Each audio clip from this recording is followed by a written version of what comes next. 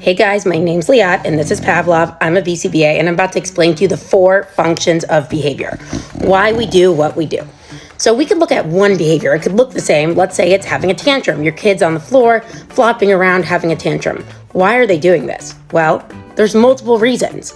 We have the 4 functions, which are attention, escape, tangible, or some kind of sensory or automatic component. So let's pretend we're talking about the tantrum and we are looking at it, let's say the function's attention. What might that look like, right?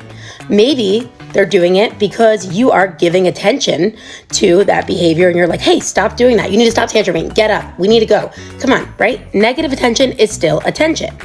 So now we could have the exact same behavior tantrum for escape. Let's pretend like you're in the doctor's office and your kid starts having a tantrum and you're just like mortified, embarrassed. You're like, we got to get the hell out of here. That might be because they know when they tantrum, they get to escape. So now that same behavior, it looked topographically the same, but it had a completely different function.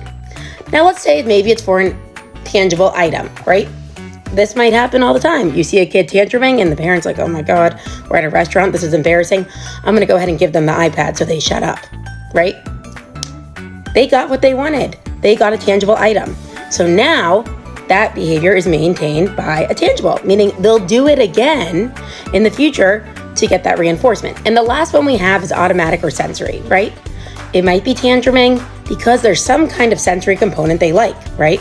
Potentially, and that's a little more difficult to figure out because it might be something internal, right? Maybe they're tantruming, hitting the floor. Maybe they like the way it sounds on the floor. Maybe they like the way it feels when they're kicking their feet. Maybe, they're kicking and tantruming because they have pins and needles in their feet from sitting too long and that's getting rid of it.